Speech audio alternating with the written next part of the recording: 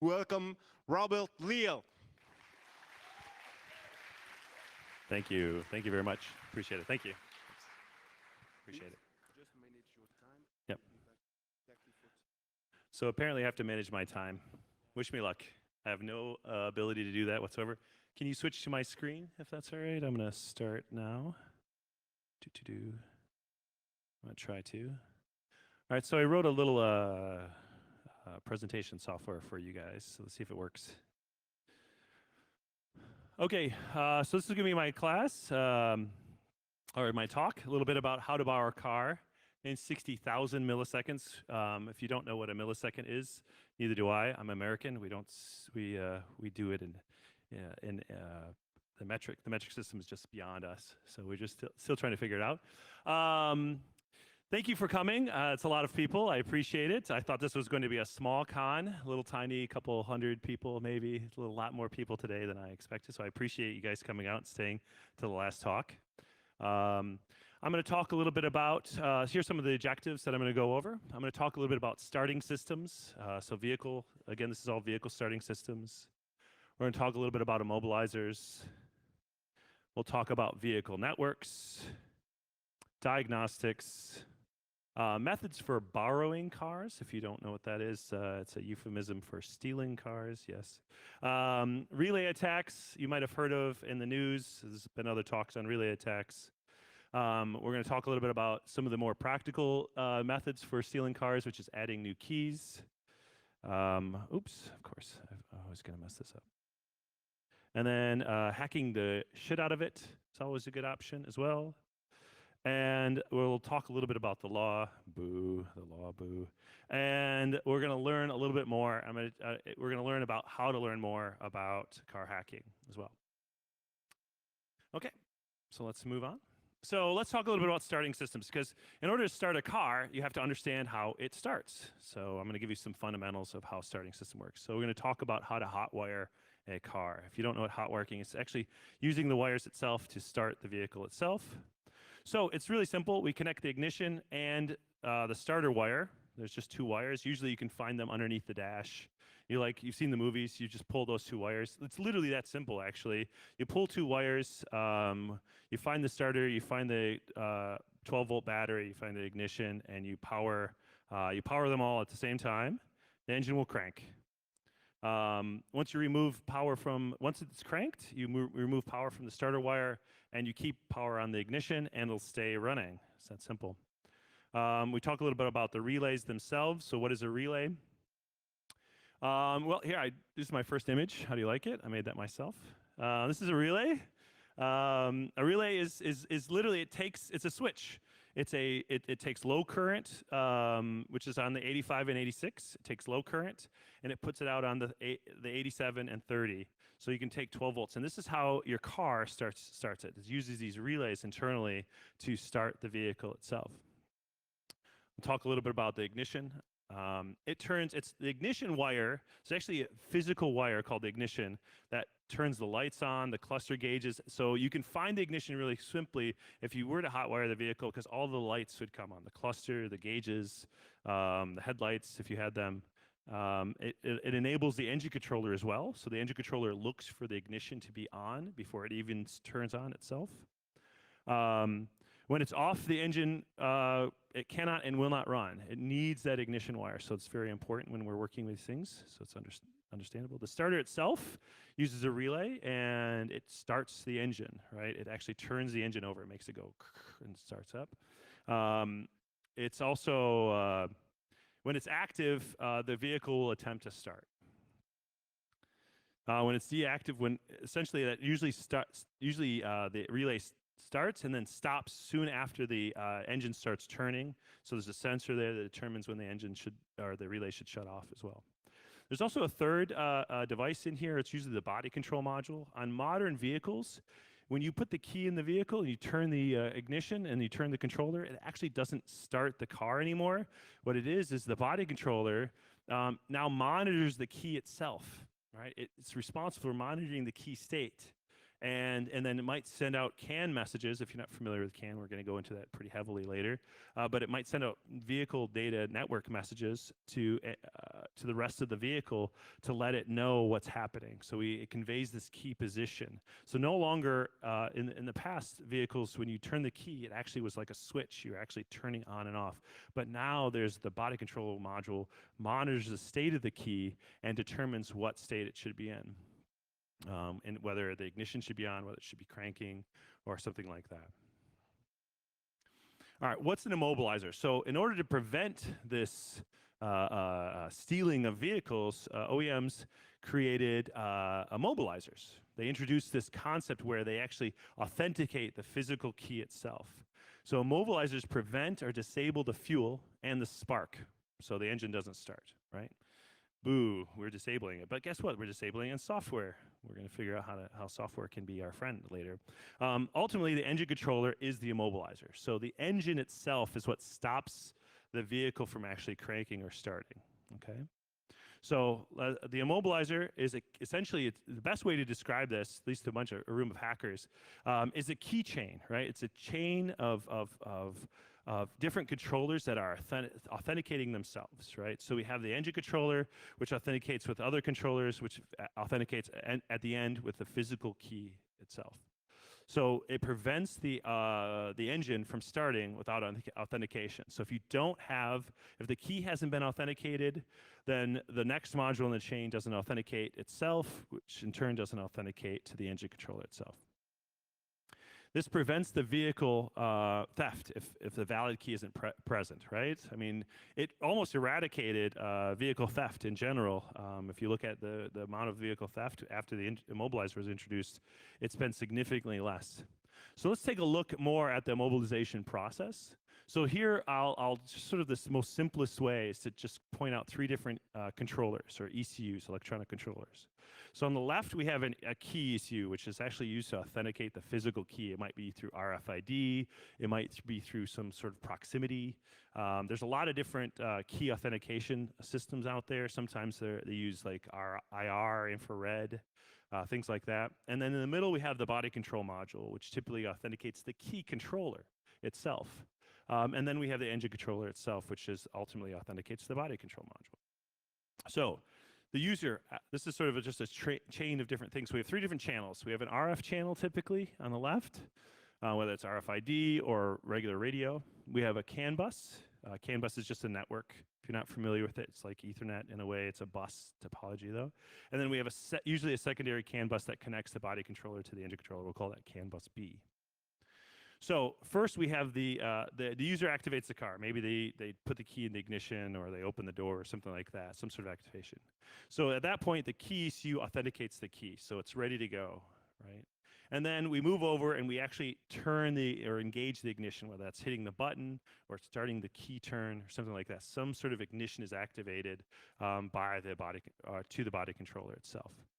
At that time, when the ignition is activated, the body controller and the engine controller will both challenge their respective partners. So in this case, the body controller will try to challenge the key ECU, and the engine controller will challenge the BCM.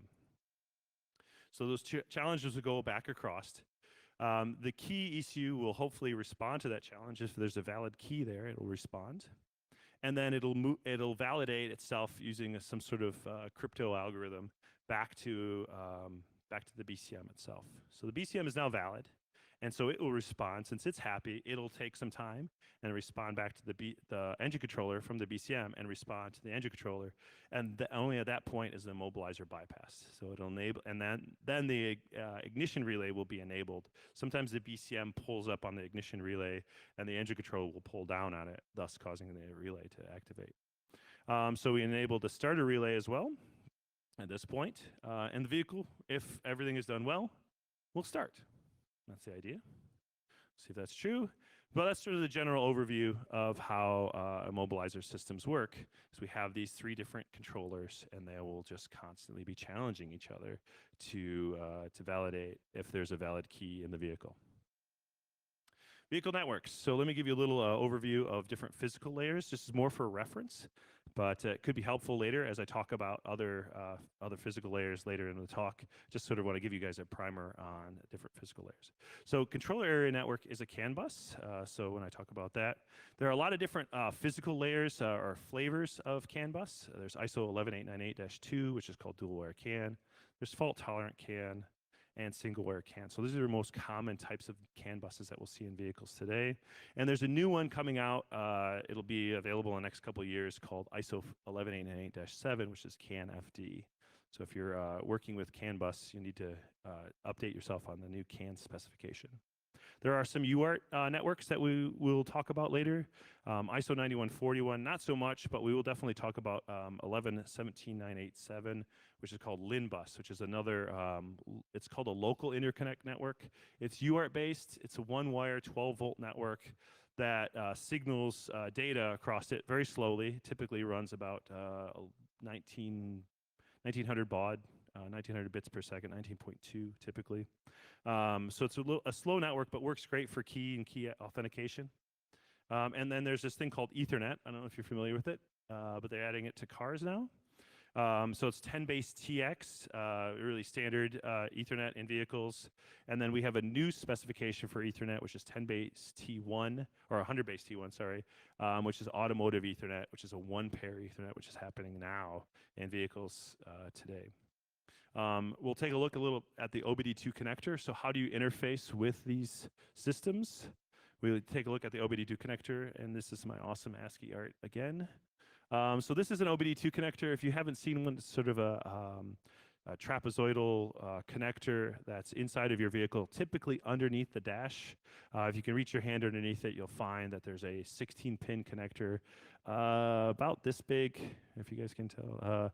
Not very large, but there's a lot of, it's a really common connector. It's actually been there in the US since '96 in newer vehicles. In Europe in like 2005 in newer vehicles have required this connector. So look for it. It has a lot of information. All of the CAN buses, and in fact, everything I'll be talking about today, you connect to this connector. For most of the networks, specifically the CAN networks, you can find all of the CAN bus on this connector itself. So which pins is it on? Typically, pins 6 and 14 are going to be your ISO 11809, which is your standard CAN bus. Sometimes we'll see other networks brought out to this connector, and there's discretionary pins that allow us to, or allow the manufacturer of the vehicle to bring out their own individual or custom networks to these connectors, and specifically. But the truth is not all networks are brought out here. Sometimes we have to go to the modules that might be connecting to these systems, and we might actually have to connect directly to modules or pin or wiring harnesses at the module itself. Standard Ethernet does exist at this connector as well. Pins 3, 11, and 12 and 13 are RX and TX high and low respectively. I don't recall off the top of my head which ones are which, but there's a lot of pinouts. In fact, I should have referenced pinouts.ru. It's a Russian site that indicates a lot of these OBD2 connectors. It's really helpful. And pin 8 is an enable pin. You put that to VBAT and you'll turn your Ethernet on if you have Ethernet at those pins. So always a good idea to check that out. And it's just standard Ethernet, 4-wire Ethernet that you can bring into your PC as well. It's often just used for diagnostics. It's also referred to as DOIP or diagnostics over IP as well. So that's something that's happening that's new. Just CAN frames themselves, I'm going to talk about them a lot later. CAN frames have really two distinct features. There's arbitration ID. I call it ARB, ARB here. And then there's up to 8 bytes of data per frame. That's the maximum amount of data per frame of CAN bus. There's just a limitation of the CAN bus itself. There's also, that's an 11-bit frame, and there's also a 29-bit frame. And you'll notice just the ID itself is a little bit bigger. That's really the difference. You can have up to 8 bytes. I show 6 here, but there can be up to 8 bytes as well on a 29-bit frame. So we have a 11-bit frame, 321 frame, and then we have a 29-bit frame, and we'll be working with both of those. I show some examples later. Again, 8 bytes maximum per frame. There's something called K-line, which looks like this. So when we talk about that later, it's essentially a 3-byte header. It's UART based, and it can have an unlimited number of data The frame size isn't really limited with K-line when we talk about that later. There's LIN bus as well. LIN bus is a single byte header, and it can have really from 1 to 8 bytes of data, depending on what the actual identifier is. There's different ranges of identifiers that are allowed to have different size payloads. Okay, maybe continue. All right, we're going to talk a little bit about diagnostics. I'm going to delve a little bit deeper into the functions and services that are part of your vehicle. So diagnostics, when we talk about vehicles, it's a series of methods or functions that essentially allow you as a hacker or engineer or service technician to communicate directly with the controllers in the vehicle itself. So it's a request response protocol. So for every time we send a request to the controller, we should get a response back if the controller is awake and communicating, okay? So a user transmits a message. Typically, CAN bus is the way to do diagnostics on vehicles at that diagnostic connector that I showed you earlier. Typically, we'll transmit a message. We use a transport layer called ISO 15765-2. Almost every OEM or manufacturer uses ISO 15765-2 for their transport protocol.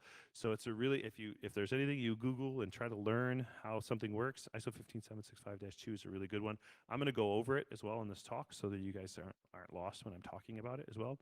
There's another transport protocol called TP 2.0. Actually, there's one called TP 1.6 and TP 2.0 for VW. So they went a little bit and made their own transport protocol. So they're a little bit different. But for the most part, everybody else uses ISO 15765. And I'll talk about that in a little bit. Some other high-level protocols, standard diagnostics is ISO 15301, but then we have this other thing called enhanced diagnostics. So essentially, all of the functions that you can ever hope to do on a vehicle use ISO enhanced diagnostics. So something called ISO 14230, which is also called Keyword 2000, 14229, and GM Land for General Motors in the United States, a little bit in Europe too, Opel and such. Here's a small list of interesting services that I'm going to be talking about later. And so when I talk about services, I'm really talking about individual functions that these controllers can do, right? And these are things that you can actually go to a vehicle and ask the vehicle to do. So start diagnostics or initiate diagnostics is a way to ask the controller to do something interesting, to turn it into a specific mode. There's something called ECU reset, which you can imagine how much fun you can have when you're driving down the road and you're resetting your ECU at speeds. It's really fun. Reading codes, there's something called DTCs. Sometimes you can read these codes from the controllers themselves. Communication control, you can actually tell controllers to stop transmitting or to transmit their information. Read parameter by ID, so you can actually get information or read data directly from like static or dynamic information from the vehicle itself. Read memory by address, that's right. You can actually ask the controller to give you its memory. And I don't want to underemphasize this. This is literally the best service that's ever existed, especially for somebody who's getting into like embedded systems. Start with automotive. If you saw a couple talks ago, you talked about how you had to desolder a chip from the board and hook up devices to it to read the memory from it. With cars, we make it a lot easier. We just give you a service and you just read it. And it's pretty simple for the most part. I'll show you why in a little bit. But for the most part, for a lot of controllers, you could just ask it for the memory, and it'll just give it to you. It's quite nice. They're changing that. The good news is that they do more talks. They're fixing these problems. One is called security access. It's the way they're fixing the problem by doing this thing called security access, where you actually have to do a secure seed key exchange, and security access allows you to do that. And there's another one called input-output control, where you can actually control like things like lights and horn and a bunch of other features as well. And last is routine control. I think it's last. Routine control allows you to actually activate certain functions, sort of macros, if you will, of a series of functions. And we'll talk about that a little bit later. Oh, and last is test or present, which, second to last is test or present. And then reserved for OEM, they actually have their own range of like future use cases or very, very specific to their own internal functions, a range of services that they can use as well. So let's dissect a single frame. So let's take a look at a single frame of CAN bus. So again, this is an 11-bit message. 700322 F1 20 0000000. So that's the max size. So it's a single frame of CAN bus. And this is actually a request to read. So if we look at service 22, you see the 22 there, this is a request to read a parameter ID called F120. So at the very end of it, we have this thing called padding, which is just, we fill it in with zeros. You can fill it in with whatever value you want. It doesn't matter. It doesn't really count towards the message itself. And then next, we have the parameter ID itself. So the F120 is a parameter ID. In this case, we're reading the VIN from this particular OEM. Different OEMs, this PID will mean something else. So if I use this on a Ford, or if I use it on a Renault, or if I use it on a VW, it's going to be a completely different parameter. So that's something you got to learn that's unique to each OEM. But the services themselves, like this, service 22, service ID 22 is request PID. So I gave it a PID, F120, and I used that particular service 22 to request the PID. And then the next byte left is really the transport protocol, that ISO 15765-2. In this case, there's a 3 there. That's how we know that there's 3 bytes inside of the frame. So 322 F120 is the entire message. And the 0 indicates that this entire message will live in a single frame. So we put a 0 on the first nibble with the first byte to indicate that. And the last thing, the actual address itself, is the controller ID. It's the controller that we want to talk to. So if individual controllers will have their own identifier that you can talk to them. In this case, 70 is the engine control. And that's pretty universal across all vehicles, really throughout the world on CAN bus. 70 is talking to engine controllers. So let's take a look at a multi-frame message as well. So I'm teaching a little bit about this. So here's a multi-frame message itself. So we have essentially 4 messages in this request, or is this actually a response?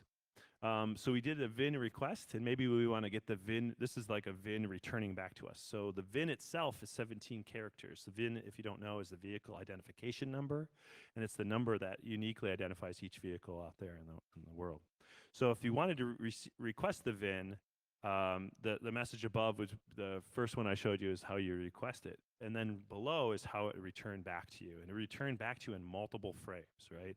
So we have 78 is actually the response ID from the controller. And then we have a bunch of other data. And I'll go into that a little bit. So let's take a look at the first frame of this multi-frame request. The VIN characters will be at the end. They'll actually be part of the payload of the frame itself. So the first 3 characters there. Then again, we have that parameter ID, that F120 is actually going to be replayed back to us in our response. That's coming back from the controller itself. We have this is a positive response, and how do we know it's a positive response? Well, if you recall, our initial request was 22. That's a service. If you add 40 hex to that 22, you get 62. That 40 hex plus the original service equals positive response. So that's how we know it's positive, meaning it's successful. I'll talk about negative responses later and what it means when you get those. The next, the previous 3 nibbles, or 12 bits, 014, indicates the data length of our message. Now it's a multi-frame message, so we're going to need a little bit more data to describe how many bytes are going to be in our total message. In this case, 14 hex, 20 bytes. And the 1, that first nibble, the first frame, indicates the frame type again. And this is the first frame of a multi-frame message, so the 1 indicates the first frame. The 78, we had 70 before. 78 is actually still from the engine controller. So again, this is diagnostics. So we're sending a request to the controller. It's returning a response back. It uses 78 to return all of its responses back to us. So the next byte, or the next frame, is what we call a flow control frame. It's us sending, again, we have padding. We actually have a separation time. We have block separation. I'm going to go through this because it's not as important. We have a continue, and we have the frame type 3 indicating it's a flow control frame. And we're talking to the engine controller. So if you recall, we send a request to the engine controller. It sent us the first frame back. Well, we need some rules to tell that controller that, hey, we want to receive the rest of the message, but we want to receive it at a certain speed, thus the separation time. We want to have you wait a certain period of time before we send another flow control. That's a block separation. And we want you to continue. That's the send continuation frame, the 0 of the 30 in the byte. So there's a lot of information there. So then we get the consecutive frames coming back to us. We get the next 7 characters of the VIN. We get a rolling counter to indicate that this is the first of the first frame of the consecutive frames. We get a 2 to indicate this is a consecutive frame because the frame type is now a 2. And then it comes from the engine controller, so it's 70E8 is our response. And then we get the final frame in our multi-frame message, which is the remaining data in the VIN. And then just like the one before, it's got the rolling counter increments by 1. And then we get our frame type is still a 2 because it's still a consecutive frame, and all frames associated with this message will have a 2 there, and then a 78. Okay. So now let's talk a little bit about how we borrow cars, right? So we've gotten all these things. So let's talk about some of the methods that you might use, some of the ideas that you might use to borrow a vehicle. So remember, starting systems are controlled by modules, electronic control modules. Very few physical methods are left to prevent the theft of vehicles. What I mean by that is there used to be like locks on the steering wheel and locks to prevent you from moving the vehicle out of park. All of those are easily bypassed or just removed from vehicles nowadays because of immobilizers. So it's very rare to have these steering wheel locks or column locks, etc. Physical keys are going to be replaced by push buttons or electronic keys. So proximity keys are nice. We can do these. Proximity keys. We can relay. We can do these relay attacks, which I'll go into a little bit more about how we can extend the range of these attacks, or we can actually extend the range of your key fob now up to 1.5 kilometers. Line of sight, which is nice. And keys, of course, are programmable, right? Manufacturers don't want people to, when they lose all of their keys of their vehicle, to just have to replace the entire vehicle or whole modules in the vehicle. It's very expensive. So we need to make these programmable. So keys are addable to your vehicle using programming methods as well. So here's a key programmer, obviously. Look at that. You see that? I made that myself.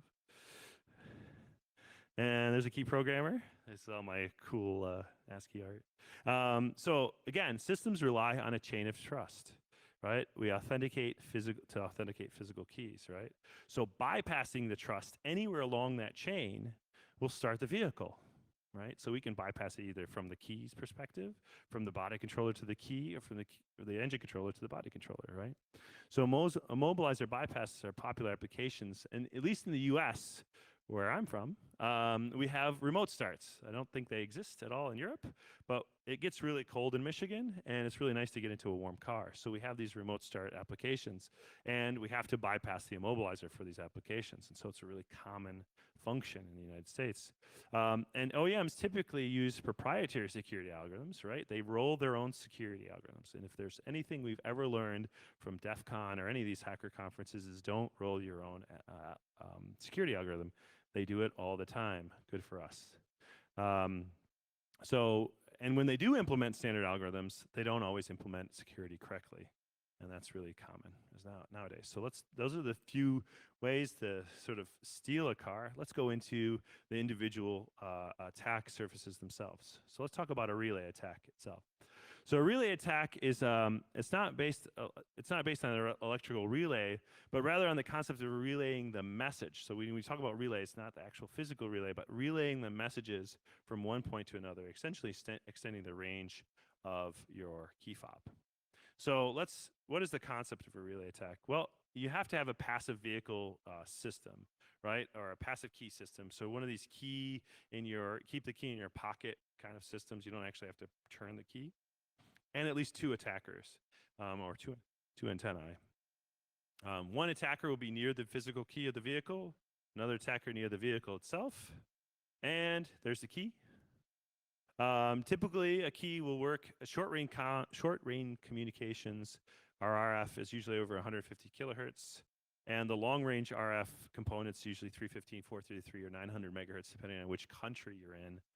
US uses all 3, but I think Europe just sticks to 433 and maybe 900. I think those are your 2 options. So let's take a look at here's an antenna that's near the attacker's key.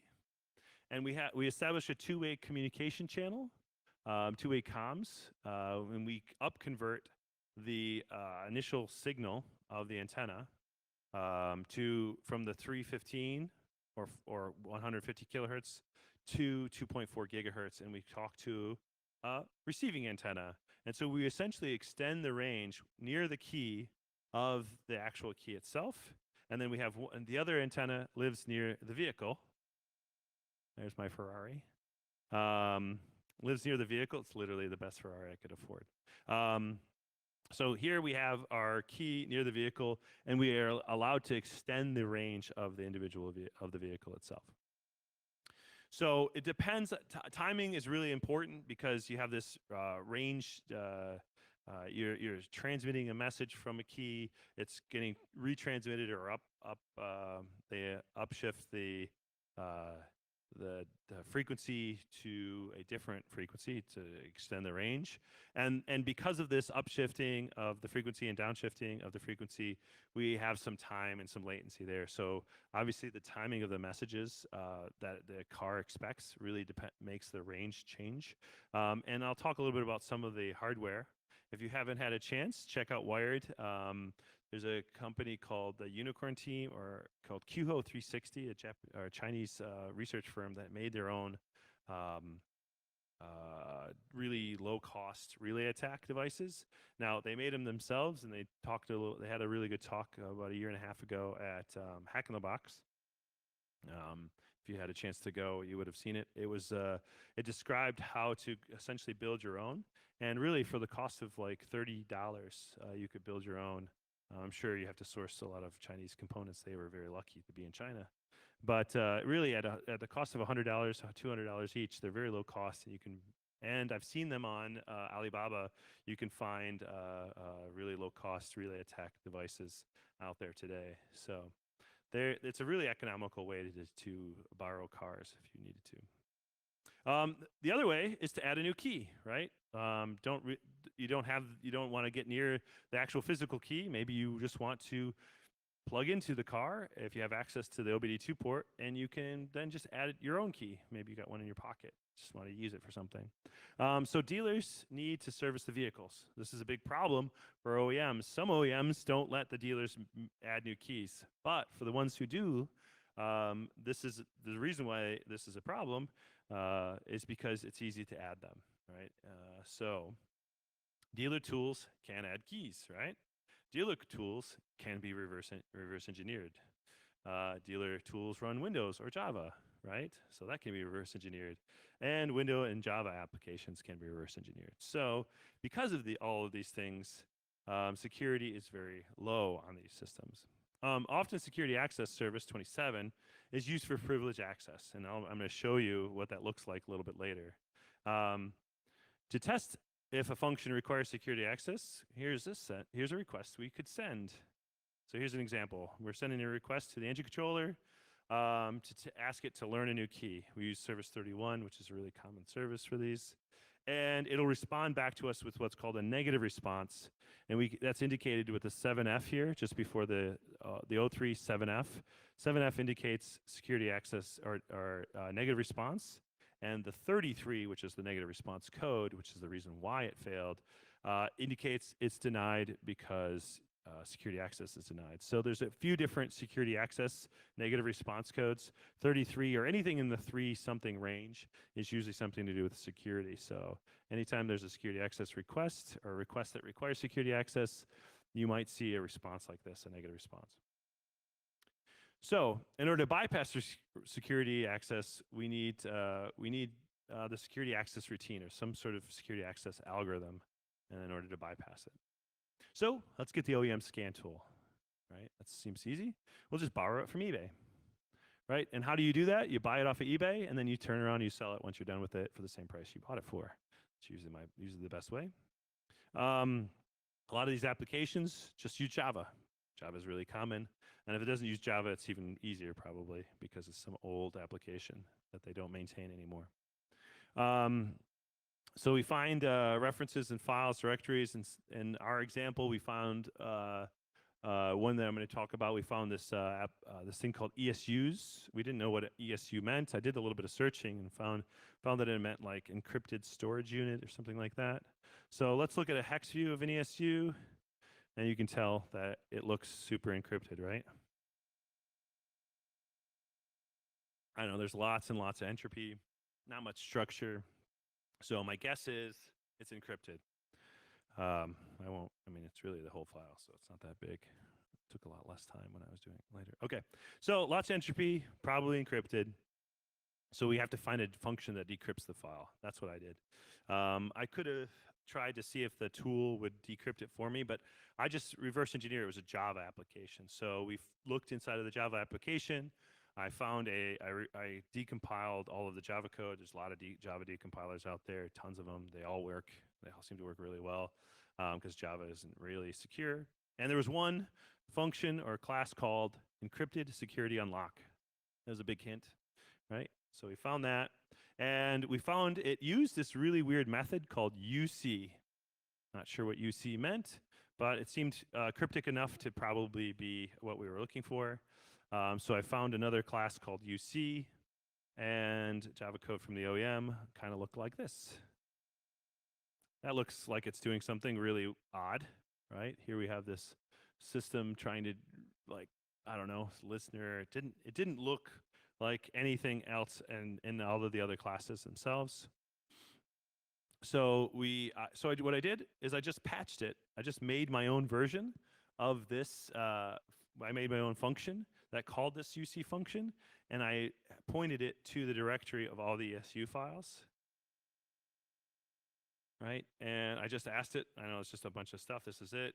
So all we really had to do, instead of trying to figure it out, is just point it to the text files themselves. So I wrote my own decryptor. As you can see, it has some information about the OEM here. I gave it the home path of my ESU files. I had it output to the file called motherload text, and and then just had it out, just decrypt the data, just whatever was in there. It just is just a general unlock, and the decrypted file, that same ESU file, just turned into JavaScript, right? And inside of the JavaScript, we saw these big arrays.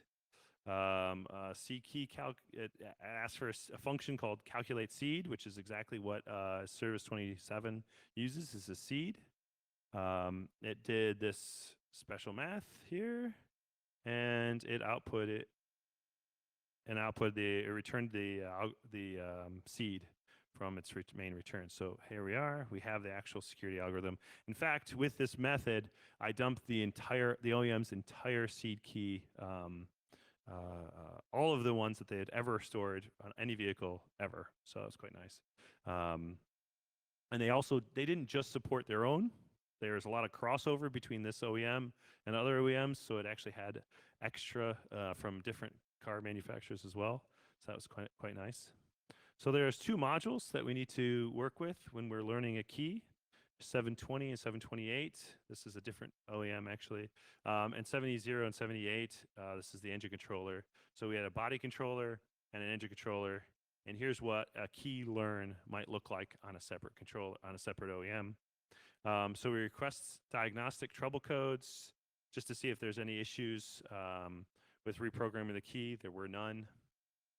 So I actually used a separate key programming tool and just monitored it as it was doing a key program and documented it here. So we read the number of keys programmed.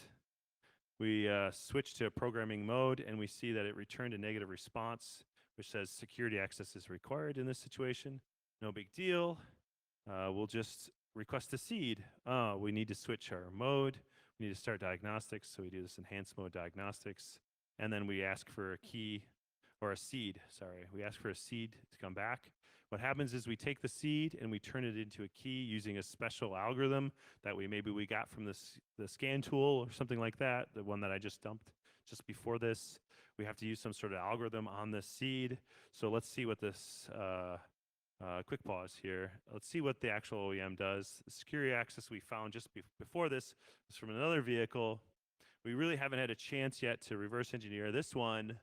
So let's research, if you want to, this OEM, a lot was done with Charlie Miller and Chris Valasek. They have a good paper on how to reverse engineer this particular OEM's security access algorithms. In fact, it was their first paper that they did, if that's a hint. So let's take a look at the response that we saw this tool do. So the tool sent a key response, which was equal to the seed.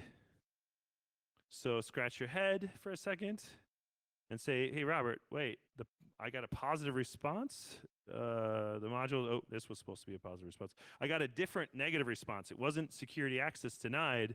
It was, hey, wait, your access is correct. You just have to wait a little while for it.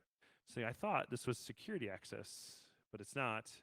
The actual key for on this OEM, and I found out later, it was essentially for like 10, 15 years. They didn't have any security access to program a key. You could just simply send the same, whatever you saw as your seed was your key. So the algorithm was seed equals key. It's pretty simple. But there's a little bit more information here is you actually had a time delay. And anybody who's done these keys before will say, oh, I know exactly which OEM that is. But there was a slight time delay. It said time delay not expired. So you need to wait a period of time. In fact, you had to wait for 10 minutes specifically. But 10 minutes later, right, we have this positive response, key accepted. It's happy now.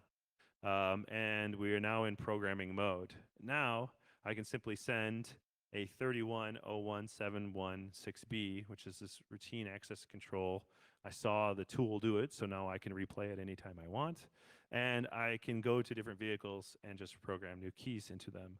All I have to do is wait 10 minutes, and there is no security. So some OEMs use some security, others do not. So that's just something to be aware of.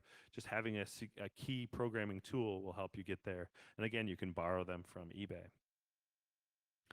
Okay, so we introduce the new key after we've unlocked it, and we get a positive response. And if we request to see how many keys are programmed again, it increments from 02, which was what it was before, to 03. Now we have 3 keys programmed, which is good. That means our key is now should be working. And sure enough, I was able to start the vehicle after that. Success, we have a key, and we can drive it away. It just took me 10 minutes. Now, that might sound like a lot. That's not 60,000 milliseconds, Robert. But in some cases, that's all you need is just no security. Just 10 minutes is the only security they have. And the last method is kind of just to hack the shit out of it, right? So I don't know what time. How do I have in time? Probably like 1 minute left. So I'll be really fast here. So we need to find a way to bypass the immobilizer. So we have lots of channels. We have this chain of trust, which we already talked about. Here's a wiring diagram in ASCII, so that's pretty cool. Everybody likes that. But if you notice, there's a secure K line. I looked up a wiring diagram off the internet, and there's a secure K line, and there's some lint traffic associated with this request. And I did a lot of research just to kind of get it looked very cryptographically secure. In fact, when we did dump the firmware on this, dump the flash memory, we found a lot of S boxes. And if you know S boxes, it was AES. So we thought for sure this is going to be really tough until we found that, of course, we dumped the firmware. And guess what? Also, the keys are in the memory as well. So let's send a request to read memory. So this is kind of what it looked like on CAN bus. But we needed this time when we wanted to read the memory, we did require security access. So we had to unlock the controller using that method that we described earlier about how to reverse engineer the factory scan tool. We were able to quickly move through and reverse engineer using that the security access algorithms that the OEM had provided for us in their scan tool. And even if you don't want to reverse engineer it, you could have the OEM scan tool unlock the device, just plugging it in, and then take over its session and start sending memory read requests to dump the firmware as well. So that was another option as well. So we needed to find the target processor. We had to open it up. Once we had it, we had the firmware. We just used IDA. We found the AES secret key lived in this particular memory address because it kept referencing this address. This is on a real vehicle. I'll show you it in just a second. We were able to find there's actually a key identifier as well, key fob ID, which was required for bypassing as well. We found that as in memory, so I could walk up to the vehicle and essentially with AES, which we know the security algorithm, with just the secret key and the key fob ID, I was able to start the vehicle. So we just calculated cryptographic response, and I have a small video of me. If I can look at, there's me. Look at no key. It's hard to see. Look at no key driving. Don't look at the car. That's not important. Here it is, driving with a car, key in the vehicle. It's pretty exciting. So I was able to borrow my own car. It was mine, potentially. And that's what I'll tell the cops. So we were able to just plug in, essentially connect to the vehicle, and without a key, do that. So let's talk about the law. First of all, I'm not a lawyer. That's the truth. But I do play one on stage. And in the US, we have DCMA, so we're allowed to, and here's the exemption that we have in the United States. I don't know if you guys have it here, so I apologize if you don't. But in the US, they just recently made it legal to hack cars. And specifically, we can hack cars of our own car, right? We can do it to our own, as long as it's research. So we're allowed to do that here at least in the United States. But in my experience, I've been doing this now I've been hacking cars for about 20 years now. OEMs are pretty open. I've only had one cease and desist in my life, so that's pretty good. Maybe I'll get two after this. But we got to proceed with caution. If it's your car, you're probably good. If it's not, don't do that. Just don't crash into anyone. It's always a good step when you're doing car hacking. And don't steal cars. You should borrow them, right? So just do that. Okay. A little bit about how to learn more. I'm not sure how I'm doing on time, but I might be over. I think I'm over a little bit. So I do host a class at Black Hat about car hacking. I do on-site hacking, but you can also visit our website, carhackingvillage.com. Follow me on Twitter. And you can also use the Google thing. Also, one real good shout out for somebody else that's not me. Comma.ai has a really good GitHub. They're trying to build databases of car information. I really love it. Check it out. Thank you very much, and merci. Thanks.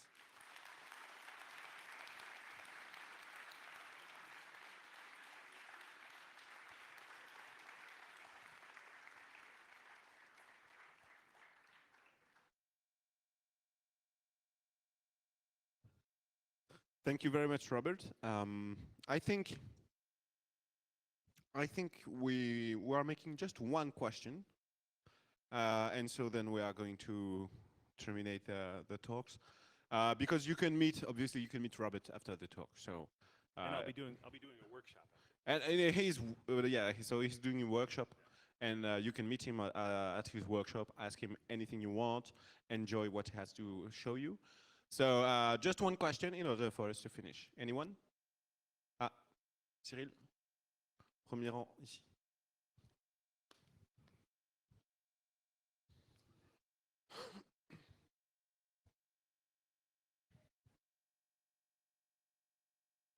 If you take the defender's side of things, what kind of forensics can you do on a car that acts like that? Well, I don't know if it's on. Okay, can you hear me? Okay, so from a forensics point of view, all of these messages that I'm sending should never really be there, right? Unless a dealer's tool is hooked up.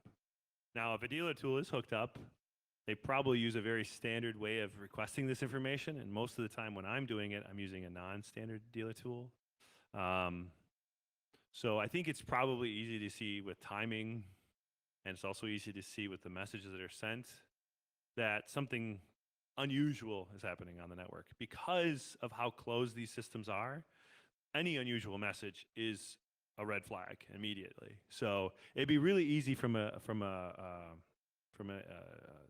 forensic standpoint to determine that this was something bad was happening on this car. But then you got to store it, you got to transmit it, you got to notify the end users and some service. So, and again, I'll be doing a workshop. I think C, something like that. I'll be doing a workshop. I don't have enough for everybody, so, but it's a small workshop. But please come and hang out and ask me some questions afterwards. But I have to head right there, so that's where I'll be if you need me. Thanks. Bye. Robert, thank you very much.